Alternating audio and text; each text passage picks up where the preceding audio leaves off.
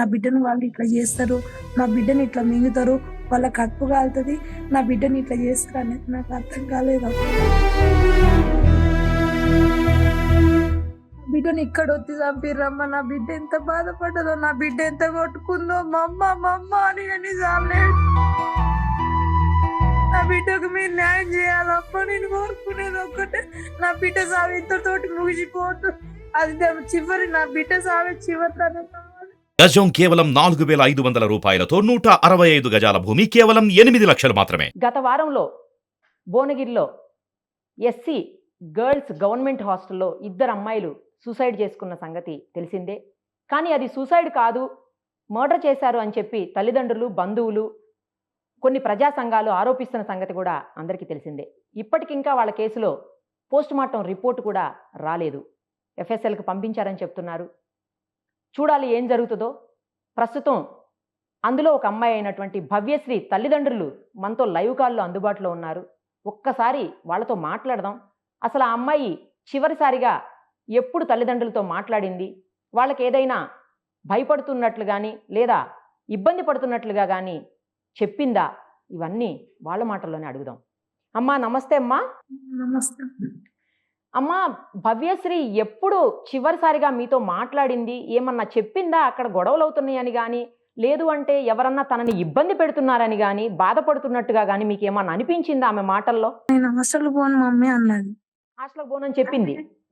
చెప్పిందమ్మా, నేను కింద పని చేసుకుంటాను అమ్మ వాళ్ళ ఇంటికాడ. ఓకే. పని చేసుకుంటా అంటే కిందికి వచ్చి, అమ్మ నేను హాస్టల్ పోను అమ్మ, కిందనే వాష్రూమ్ ఉంటది, వాష్రూమ్ పక్కన అమ్మ వాళ్ళ ఇంటికాడ నేను పని చేస్తున్నా. వచ్చి నేను పని చేసే కాడికి వచ్చి, ఆ చిట్టి ఇప్పుడు 10:30 అవుతుంది, ఇంకా పోట్లేదు బిడ్డ అని అన్నా. అమ్మ నేను హాస్టల్ పోను అమ్మ, నేను ఇంటికాడ నుంచే యాన్యువల్ ఎగ్జామ్ వరకు పోయి నేను ఎగ్జామ్ రాస్తా అని అన్నది నాతోటి. Okay okay.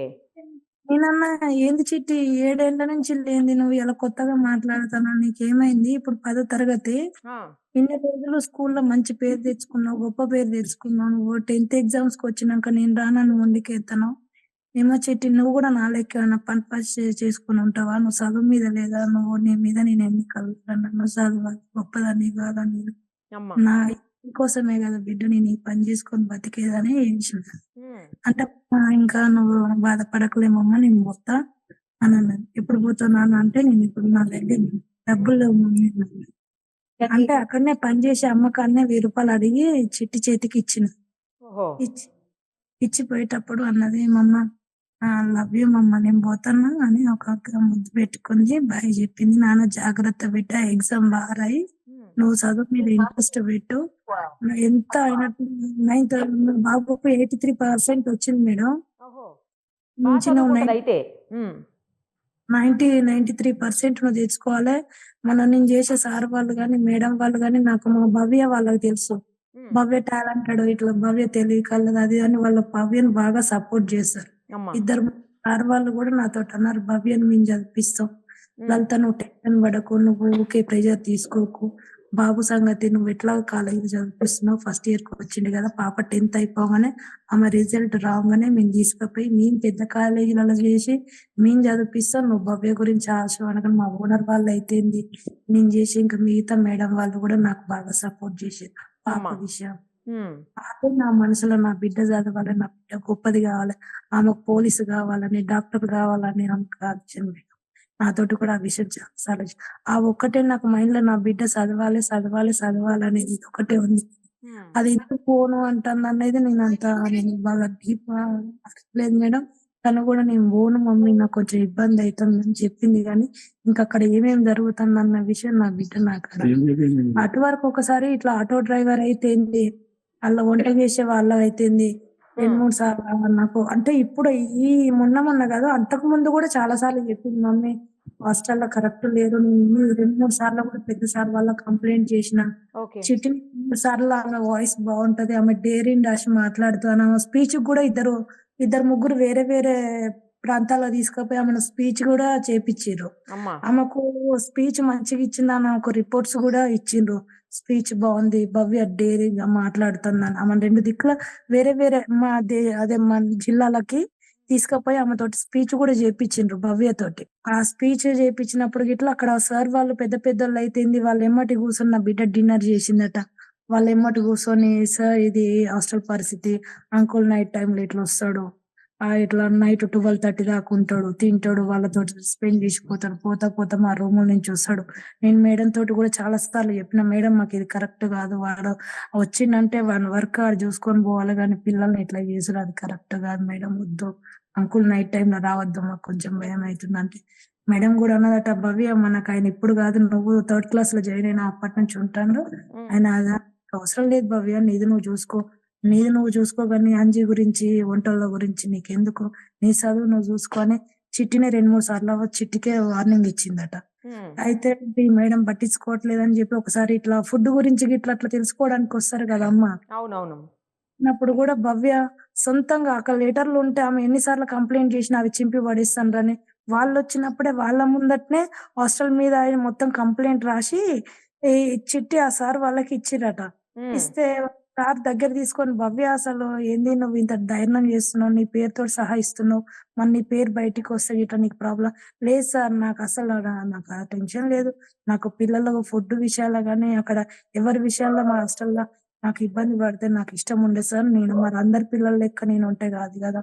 అందుకే నేను ఫస్ట్ చేస్తున్నా సార్" అని ఆ సార్ వాళ్ళొచ్చినప్పుడు గూడా మొత్తం ఆమె సొంతంగా వాళ్ళ ముందటనే కంప్లెయింట్ మొత్తం రాసి సార్ వాళ్ళకిస్తే నా బిడ్డను వాళ్ళు దగ్గర తీసుకొని ఆమె భుజం తట్టి, "శభాష్ భవ్య నువ్వంటే" నా బిడ్డ ఒకరోజు నాకు కాల్ చేసి, "మమ్మీ ఇయాల సార్ వాళ్ళొచ్చిర్రు హాస్టల్‌కు. హ్మ్. పెద్ద సార్ వాళ్ళొస్తే వాళ్ళ ముందు నేను లెటర్ రాసిన.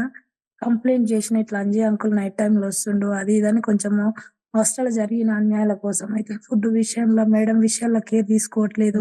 ఆమెకు ఆల్రెడీ 4 హాస్టల్స్ ఉన్నాయి. అటు ఇటు తిరుగుతది. ఇక్కడ ఏమైనా వంట వాళ్ళ మీద అటు ఆయన మీదనే బాధ్యత పెడతది. ఇక్కడ పట్టించుకోవట్లేదు అది ఇది అని మొత్తం కంప్లెయింట్‌లో రాసినామమ్మ. హ్మ్. నేను సార్ వాళ్ళకిస్తే వాళ్ళ దగ్గరికొచ్చి నన్ను సెల్యూట్ చేసిర్రు మమ్మ. అదొక్కసారి నీకు ఆ వీడియో తీసి చూపిత్తే నా బిడ్డ ఎంత గొప్పదనేది నీకు అర్థమవుమమ్మ. నా గురించి నీకు నీ భవ్య గుడ్ గర్ల్ కాదు మమ్మ.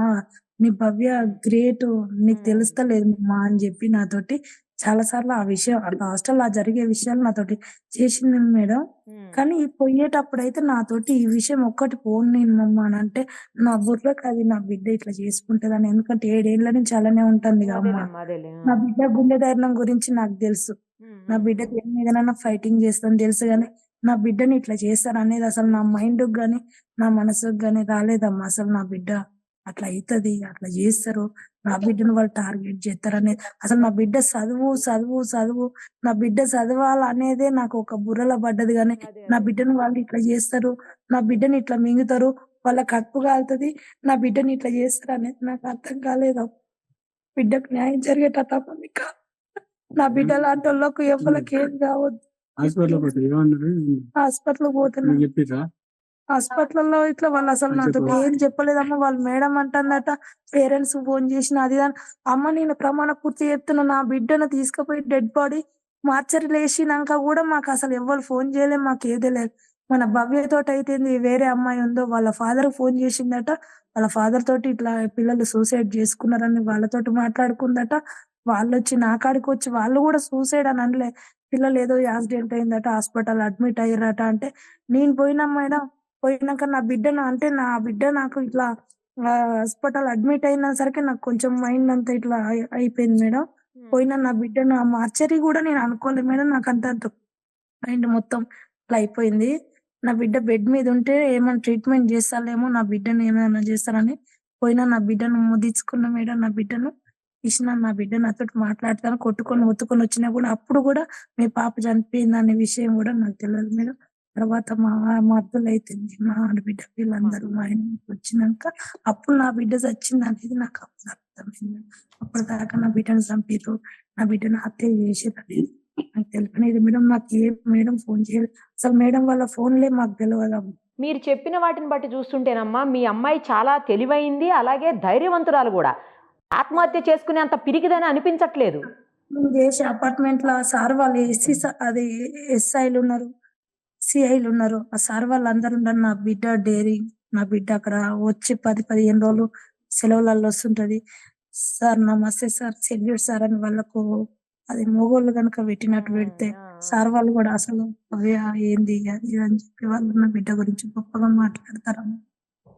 అదే మీకు ఆ అమ్మాయి కనీసం ఇలా ఊరేసుకుందని వాళ్ళే దింపారంట కిందికి, పోలీసులు వచ్చేదాకా కూడా ఆగలేదు. హాస్టల్లో వాళ్ళు అంబులెన్స్ పిలిచారు, తీసుకెళ్ళిపోయి హాస్పిటల్లో అడ్మిట్ చేసేశారు. హాస్పిటల్లో పడేసిన తర్వాత మాత్రమే పోలీసులకు ఇన్ఫార్మ్ చేశారంట. మీకు అప్పటికి కూడా చెప్పలేదని విన్నాను నేను.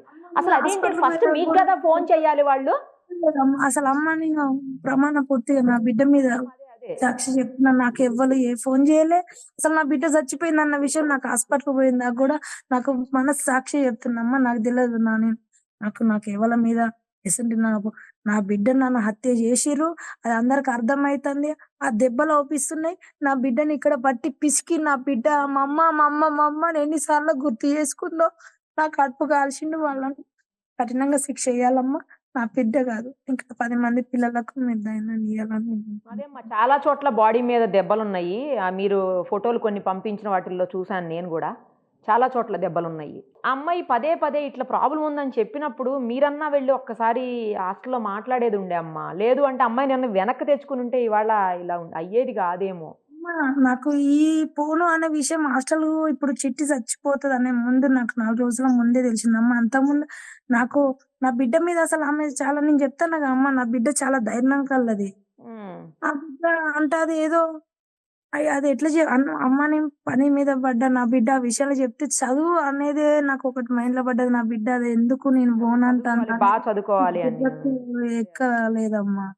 ఇంకొకటి గతంలో ఏదో 7th క్లాస్ పిల్లలతోటి ఏదో గొడవ అయింది అని చెప్తున్నారమ్మా. అది తెలుసా మీకు?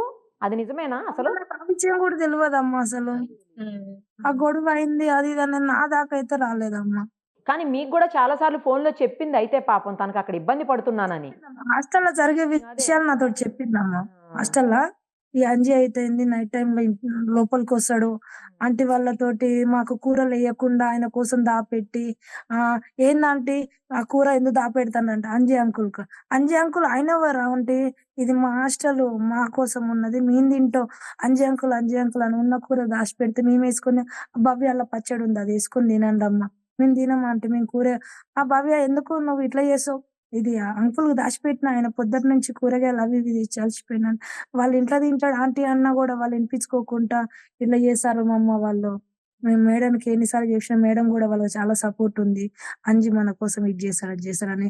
అంజి అని వంటోళ్ళు అని వాళ్ళ కోసం మాట్లాడితే గాని ఆ పిల్లలు ఏంది వాళ్ళకు మరి చేయట్లేరు అది ఇది అని గాని మాకు సపోర్ట్ ఎప్పుడు చేయలేదంటే. 7 ఏళ్ల నుంచి అలానే ఉంటది నా బిడ్డ. అన్ని చూసింది, అన్ని చేసింది. ఈ ఒక్క నెల అయితే నా బిడ్డది అయిపోతది. నా అయిపోయేది, కాడికి మంచిగా 10th వచ్చినాక క్లాస్ అయిపోయేది. ఇంకొక నెల అయితే 10th అయిపోయేదమ్మా. దాన్ని ఎక్కడన్నా పెద్ద కాలేజీలో ఏసి దానికి ఏదైతే ఇష్టమో ఆ సబ్జెక్ట్ తీసుకొని దాన్ని చదివిపిచ్చి నేను ఇంకా ఇష్టపడాను. నా పిల్లలను చదివిపించుకుంటా అనుకున్నా గానీ నా బిడ్డని ఇట్లా చేసి ఇట్లా అన్యాయం చేస్తారని నేను అనుకోలేదమ్మా. Suicide letter గూడానమ్మా. అది గూడా కొంచెం అనుమానంగానే ఉంది. సూసైడ్ లెటర్‌లో ప్రతిదీ ఆమె ఎక్కడ చూసినా సరే శైలజ మేడంని కాపాడండి, శైలజ మేడం మంచిది. అది తప్పించి మీ గురించి గూడా ఏం ఒక్క ముక్క గూడా అక్కడ కనిపించట్లేదు రాసినట్టు. అది మా పాప రాయలేదమ్మా. అది నా బిడ్డ రైటింగ్. అది నా కొడుకు రైటింగ్ తెలుసమ్మా నా భవ్యది. ఓకే. ఓకే. మీ మీ అమ్మాయిది రెండో అమ్మాయి? కాదు. అమ్మాయి. ఆమెది గూడా గాదు. ఎవరిది కాదు. అది నా బిడ్డది కాదు. ఆ అమ్మాయిది. ఎందుకంటే వాళ్ళ ఇల్లు మా ఇల్లు ఇట్లా కొంచెం కొంచెం దూరం చుట్టే ఉంటదమ్మా. ఆహా! ఆ పిల్ల అయితేంది, మన భవ్య అయితేంది ఒక మంచంలో దీన్ని, ఒక మంచంలో ఒక కంచంలో దీన్ని బాగా క్లోజ్ మేడం. బాగా అంటే అదే బాగా. అమ్మా. అదే. ఆ అదే. పిల్ల వచ్చిన ఆ పిల్ల రైటింగ్ కూడా మాకు తెలుసు. మన భవ్య రైటింగ్ గాని మన బాబుకు తెలుసు. అదే నా కొడుకు అదే పదే పదే అంటాడు. అమ్మ మన చెల్లె రైటింగ్ అస్సలు ఇది కాదు. మన అమ్మమ్మది వేరే ఉంటది అని చెప్పి నా కొడుకు కూడా నా దగ్గరికి వచ్చి అదే ఓకే ఏడుస్తాను. అది వాళ్ళు సృష్టించి వాళ్ళు అక్కడ అంతా చేసిర్రు గానీ అది మన చెల్లె రైటింగ్ కాదని చెప్పేసి. మీ పిల్లల మీద గూడా కొన్ని ఆరోపణలు చేశారమ్మా వాళ్ళు. వాళ్ళిద్దరూ చేయకూడని పనులే చేస్తున్నారు ఇద్దరు ఆడపిల్లలని జెప్పేసి. అవి గూడా కొన్ని ఆరోపణలు మొదలుపెట్టారు మీ పిల్లల మీద మరి.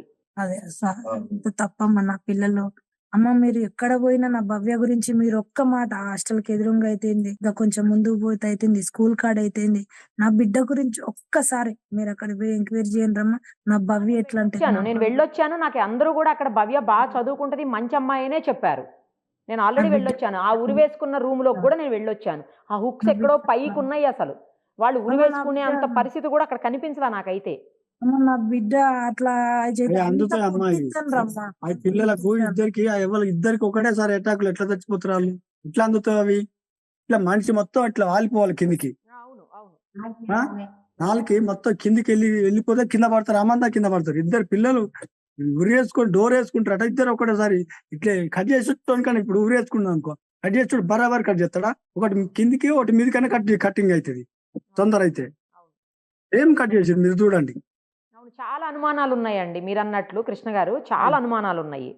ఇప్పుడు బేడం పెట్టుకుంటే ఇప్పుడు వీళ్ళు పిల్లలు లోపల ఉన్నారు, బేడం పెట్టుకుంటే ఇట్లా అటు ఇటు గుద్దిర్రు అన్నారు, బేడ ఏమన్నా కదిలిందా? కానీ అమ్మా. ఇంకా చాలా మంది పిల్లలు ఉన్నారండి రూమ్ లో, మరి వాళ్ళు ఏమైనట్టు? మరి 6-7ంటికి రూమ్ లో లాక్ పెట్టుకుంటే వాళ్ళు ఎందుకు ఊరుకున్నారు?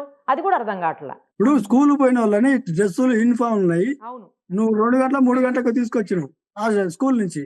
ఉమ్.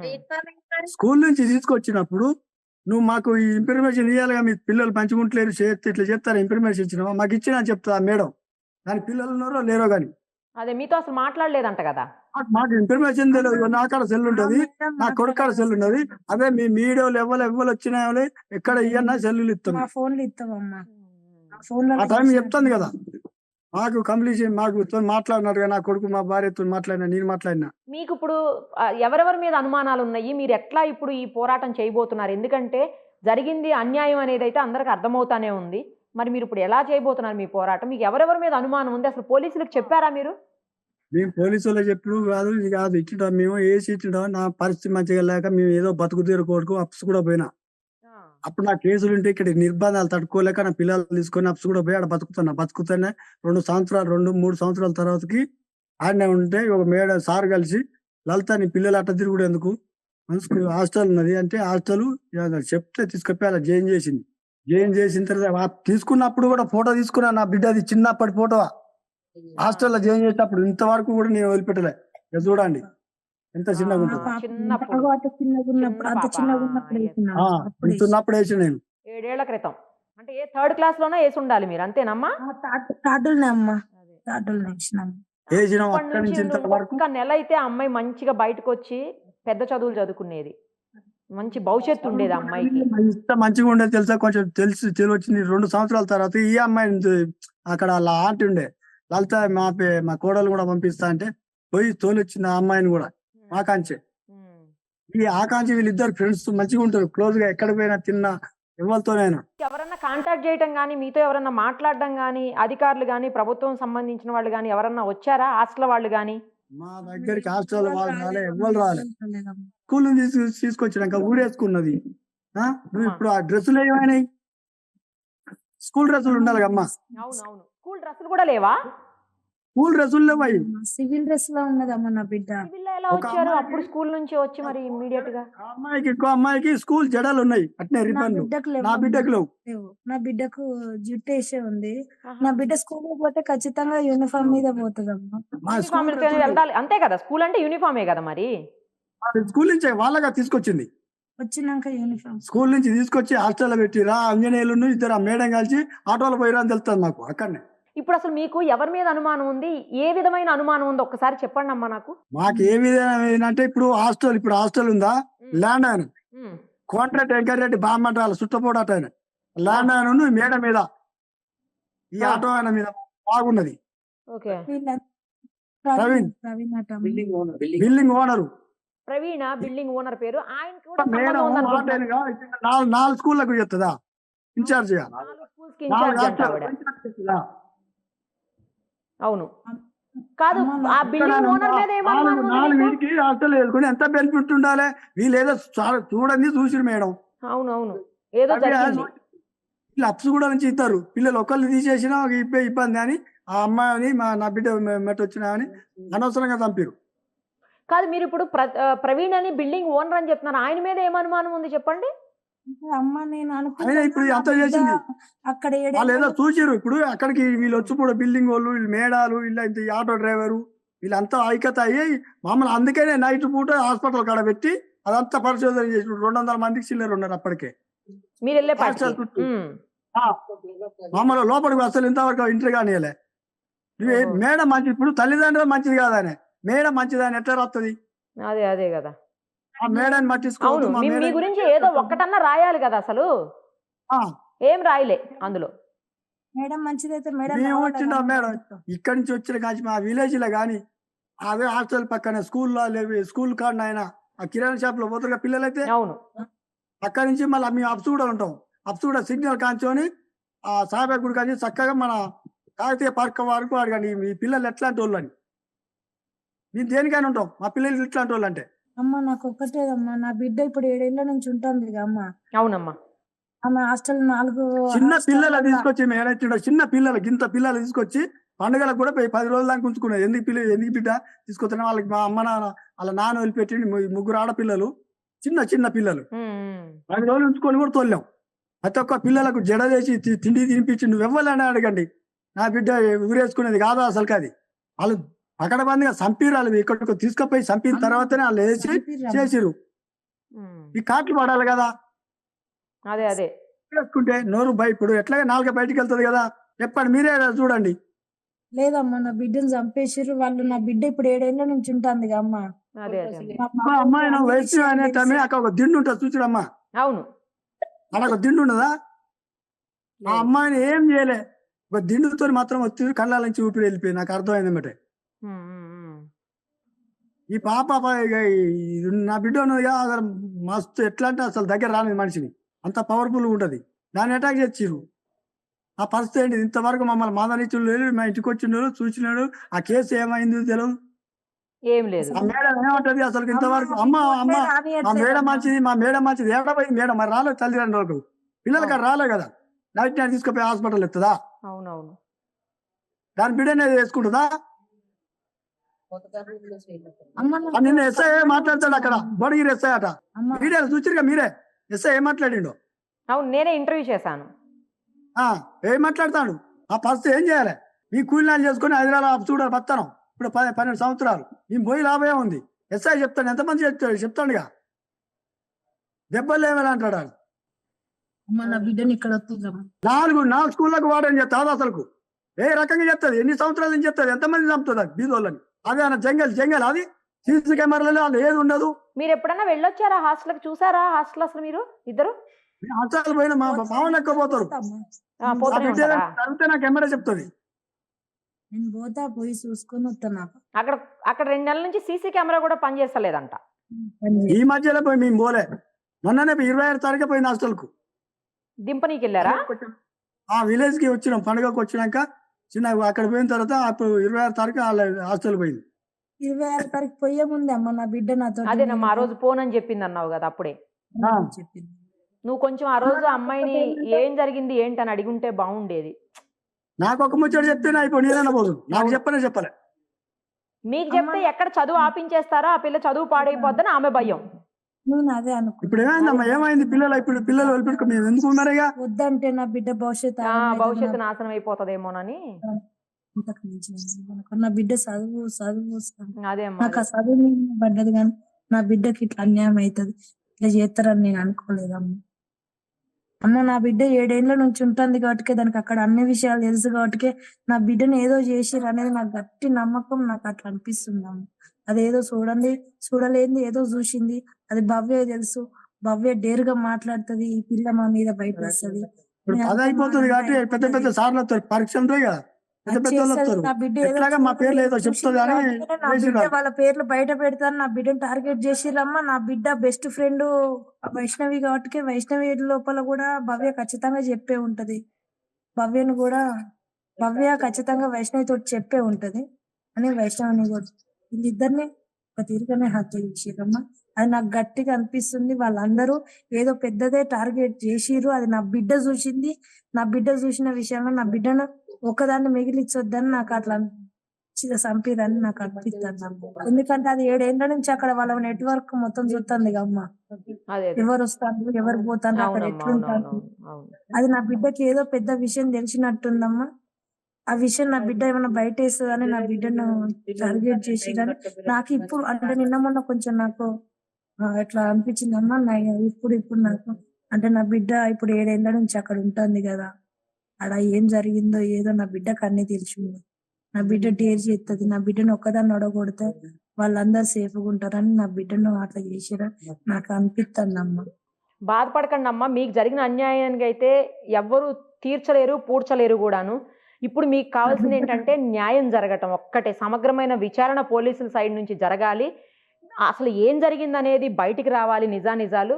మీ అమ్మాయికి ఎవరైతే దోషులున్నారో నిజంగా దోషులుంటే మాత్రం వాళ్ళకి కఠిన శిక్షలు పడాలి. అప్పుడు మాత్రమే మీ కుటుంబానికి న్యాయం జరిగినట్లు అయితది.